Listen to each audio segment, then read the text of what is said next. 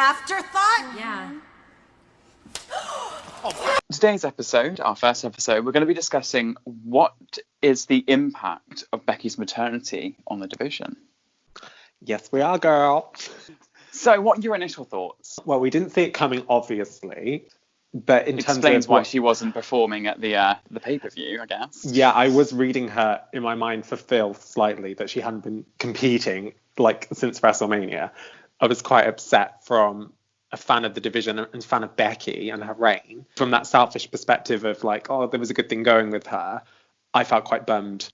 But I think it's good objectively for the division because she has been booked so strongly. Yeah, she's held the title, hasn't she, for like 300, well, over a year now. Over a year, yeah. Yeah, I'm very much the same. I feel like she does add a lot to the division. Do I go into a match thinking, oh my God, it's a Becky match, it's a must see? No. Is she solid? Yes. She's up there. Does she draw in a crowd? Yes. Is she my cup of tea? No. Does she excite me in the ring? No. Does she pull out anything groundbreaking? Not in the ring. With Becky, it was all about the character. Persona. Yeah, it was what she could deliver. God tier character. Yeah. Bring to that, definitely. Yeah. From my standpoint, character will be missed, but in terms of in-ring work, I'm not going to particularly be upset. I'm not seeing her in the ring too much. But then again, because she's missing, and that might change, I might turn around and be like, oh, well, where the hell's Becky? Where's solid base Becky? Yeah, and I saw some comments that the promo she's delivering of recent are very similar, and every time she comes to the ring, we're getting a lot of the same and nothing different from her. And I could kind of see where they were coming from. And I didn't necessarily see where they were going to go with her from now, because I booked her to lose at Mania, and obviously she retained. Well, there's the potential that she maybe not meant to lose at Mania, but she was meant to lose not long after, but because of the maternity, maybe she found out not long after Mania, and they were like, wow. No, that's true. There was I'm pretty sure she confirmed that she found out in April, and obviously they filmed or pre-taped both nights of Mania in March, so she didn't know during the match, but during the match she obviously was pregnant at the time. So yeah, in hindsight, maybe it would have been better for her to drop the title, not to who. Oh no, yeah, no, not just from the hindsight that she's pregnant now, maybe it would have made sense, but yeah, it's not what I would have booked. No, I would have booked somebody else in other than Shayna, and then she lost it. So next point, I've kind of thought of. So I suppose we've kind of touched on it a little bit, but do you feel like it makes the division any weaker? Do you think it makes the division feel weaker? I think it does make it feel weaker, just from a standpoint of legitimacy, and it's not for the other women's fault. Like I'm talking Ruby, Liv Morgan. Those women haven't been built to any sort of level that is a credible challenger, let alone a credible champion. And she's just dropped now. Becky has, in effect, just dropped off the face of that division. It's like a Ronda. Yeah, exactly. She's there one night, she's champion, the next night she's not, she's gone, and there's no follow-up from that, and that's very, very tough. Yeah, they can only build 1 or 2 stars at a time, and the only people they seem to be able to book are, well, I'm surprised it's been Bayley recently, and it's good, it's someone different. And then it's basically Becky, Charlotte, Ronda when she's in the division. That's really about it. And then Alexa, but they're throwing her a bone with the tag, and Nia, who... For some reason, because of connection. Nepotism. And it is nepotism, yeah. And Shayna. But then again, I'm quite surprised she hasn't had that title yet, but I'm very glad she hasn't had that title yet. To be fair, I agree. I feel like the division will feel weaker initially. I think it will take a while to build back up. I mean, they've got characters, they've got people that we'll discuss that in a minute, that could step up and could step in, but right off the bat, Shayna's just come off a loss to her. She didn't win, obviously, Money in the Bank. So no. And wow, the next thing is about Asuka. Obviously, she's now the head of the division. Somebody who can carry and has all the abilities. We saw that down in NXT. Like she is probably she was the breakout star of NXT, and now NP Arena shows she's the one holding it all together. She is the character, the energy, the life people need right now. Yeah, no, very much, because Becky works very, very well when she feeds off a crowd. I don't think Asuka necessarily needs that for her character. And I feel like this is going to work quite well for Asuka, hopefully, if they book her right, in a world where there is no crowd, nobody to feed off. And I think as well, the fact that she's got a language barrier, I think that really helps her. But just kind of to build on that point, do you think that Asuka's actually going to get the push that she deserves on the main roster? Kind of not necessarily similar to NXT, but do you think she's going to be booked how she should be, or is she just kind of a placement holder because they needed somebody to give the title to? And I think Becky, by the sounds of things, I think she had a bit of a say in who she wanted to hand the title over to. In a short answer, yes, I feel personally, and it's the right thing for Asuka to be given a legitimate reign as a singles competitor on the main roster, and quite simply because of not just how she's held it all together, how the ship, the fort, whatever the euphemism analogy is, she's held it all together, she's delivered, she's been consistent, and she's there being your workhorse, keeping it entertaining, and for the fact that they shat on her. Objectively, that isn't even an opinion. They shat on her. Did. They really last did. year by ripping off the SmackDown title before Mania and gave her no payoff, because I don't consider a tag team reign, which didn't really go anywhere in October, really a payoff. No, she basically, Charlotte, not Charlotte. It's very easy to just blame on Charlotte. It's the booking. The booking basically did. They sasha'd Asuka. They basically gave what happened with Sasha. She didn't get the Mania win that she should have got, and then she transitioned a title, but there was no payoff. It's very similar to Asuka. She had this title run, wasn't particularly great, wasn't bad, but it wasn't really anything to speak of. But then she basically just got demolished by Charlotte for no reason. For her to just drop it straight away to make Becky a double champion. And I think it would have been one thing to overlook. Not to go on too much about Asuka's situation from WrestleMania 35. But looking at it in isolation, it would have been okay to justify them taking the title off Asuka to give it to Charlotte, because Charlotte was always supposed to be in the main event. The Mania before, Charlotte had already defeated Asuka in her undefeated streak in the Women's Championship match. It's been 2 years in a row that Asuka's had her knees cut out from under her just to further Flair's career, and I think that's what was annoying, and that's why I feel like now they owe her this legitimate reign. I think so. I think she needs some credibility built back up, because we've gone through what happened leading up to 35. Obviously she had that amazing build in NXT. She didn't really get the same respect when she moved up into the main roster. Keeping her undefeated streak. She did keep it, but it was never really. I mean, it was built, but it wasn't really done in the same way or as well as it was in NXT. And then obviously, like recently, she's had that longest tag run, but there was nothing to that either. No. I think her and Kairi are painted as jokes when they're two of the most talented people on that roster. Definitely. And then, so I agree. I feel like she does deserve it. Will they do it?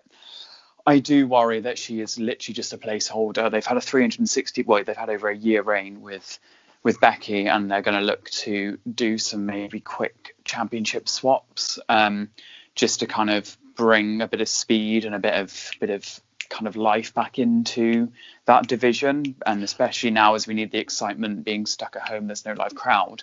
That's my only worry, because that should not happen to her. I also worry that it's potentially that Charlotte's not going to stay in NXT for much longer.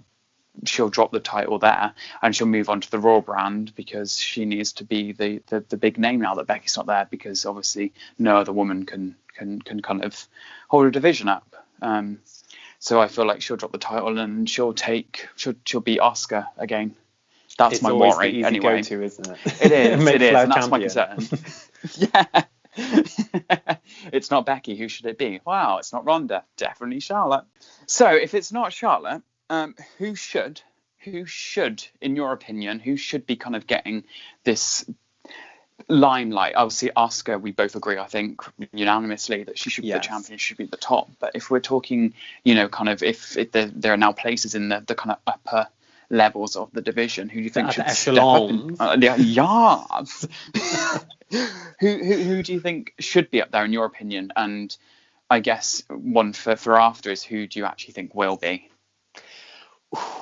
It's for me, that's such a wide question, just from such a stan of female wrestling. It's like, if I just you go see through the good and the bad roster, in everyone, can't you? Yeah. The Ruby Riott, yes, I'd love to see her get her dues. And deserves it. So good. She's been such a consistent queen in the ring. She is so solid. And then you have Kyrie. There's obviously Liv. Nia, Shayna. The Iconics are back.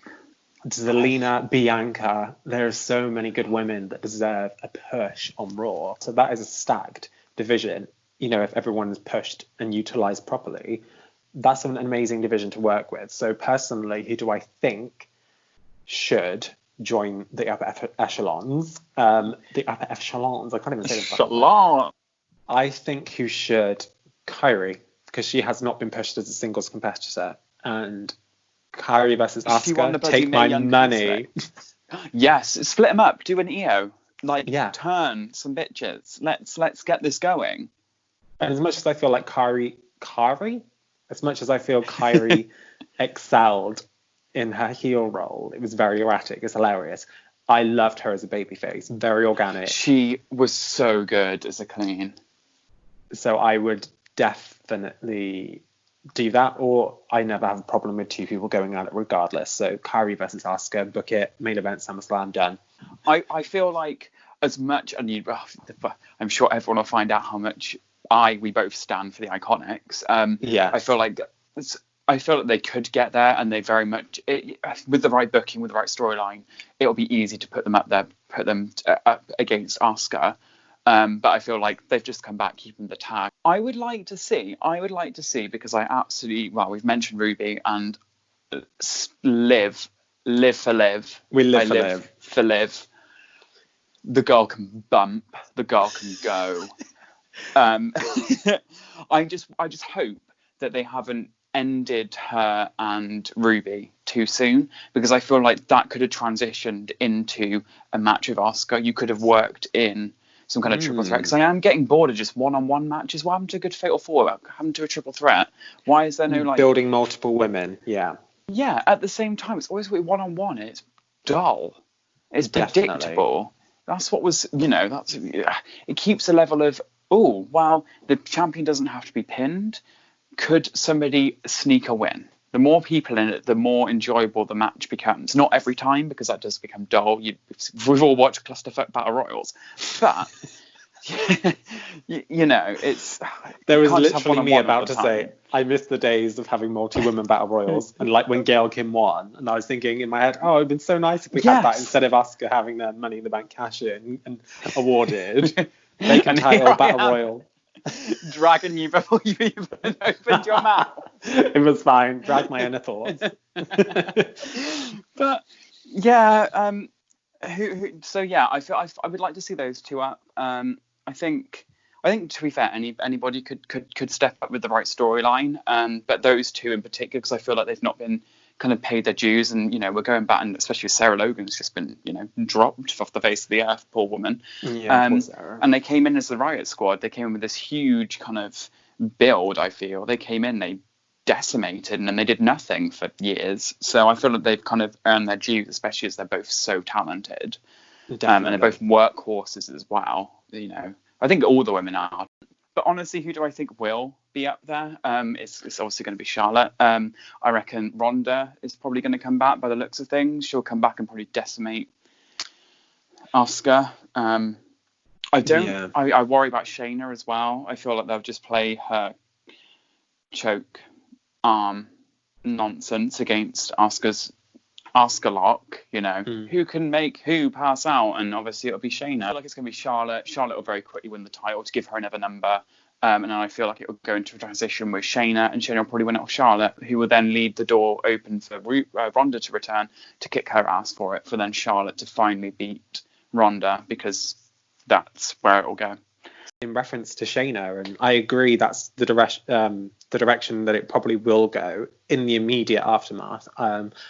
I will mention, just briefly, I think Liv is on the trajectory up, so she'll get there eventually. I just don't think it's going to be booked right now. But then the problem is with Shayna is the story with Asuka writes itself, because they both had really, really epic, dominant NXT championship runs. A case of the runs. And now they're on the same show. It's inevitable that they're going to book that, because they're both in the upper echelon already. They're both booked as monsters now. And you said with the finishers, my only worry is, like you said, with the length of championship reign, they've had a very long reign with Becky, a very long reign before with Ronda. And you've got on the other brand, you've got Bayley on a very long reign as well. She's pretty much been champion for a year, bar 5 days in October. Yeah. So I'm sorry, but I don't see Asuka holding on to it very long. I think 2 months max, and it's probably as soon as they go back to arena shows, she won't be champion anymore. No. She's filler, and that's very horrible and harsh to say, because she's not. But they're not doing her justice. And when we look back in 10 years' time, like we do back at the golden era, I don't think Asuka's going to be the person we're going to turn around and say, yeah, she was epic. No, even though she was, if you look at her on paper, I don't think she's going to look that strong. When you look at her accolades, they are phenomenal. From like the first Royal Rumble winner, mixed match winner, now Money in the Bank, 4 different championships, a Grand Slam. She's done so much, but it doesn't feel like she has. No, like even like we go through this quite a lot when we talk about who do we feel like, who would we rate in our top 10. Asuka's never a name that comes up. She should be. She definitely should be, but she doesn't, and I think that's partly because of how she's been treated and how she's been built, or lack of build since coming up to the main roster. And I think that has kind of worn off as well. And I think going forward, I don't think she can get that back unless this run in particular is something special. So my last question, or the last thing I came to my head was, do you think Becky will actually return? Yes, I think we will see her again. I don't think it's going to be in a similar. I don't think she's going to come back full time. It will be very Nikki Brie. She'll come back to put someone over, I think. I had the same thoughts, because one, she's a mother. Why would you want that grueling? Not to say that you shouldn't, but if you don't have to, why would you put yourself through that grueling schedule? We know that she's been the top paid female athlete. Not that money is everything, but I think she's doing pretty comfortably, I guess, for herself. And people were talking about, is she going to start making the move to the big screen? She's already apparently, allegedly, been having chats with John Cena and with The Rock about her acting career. So is she going to move more into that part where I again don't know the industry, but I imagine it's less grueling than 365 days on the road, constantly bumping in matches, when you've already built a legacy for yourself, and you can still get your chingle, you can still do something you love, because she's a fantastic actress, she's a fantastic character, but do it on a less grueling schedule. And I think it also, if you look at it from a perspective of why would she come back? What has she got left to achieve that she hasn't done? And I don't mean in terms of, she hasn't won a TLC, yada yada yada, but you won the first ever Mania main event for the women, and you've had an amazing last run in the top 10 of the top 10 women's reigns of the company's history. You've got nowhere to go. Double champion at the same time. But she's been in big matches, and you said she's been in Mania, she's main event of Mania, she won bloody main event at Mania. She's basically been built, I feel, kind of like a female Rock or an Austin. I feel like she's kind of she's the biggest name in the women's division, in my opinion, since kind of Lita or Chyna.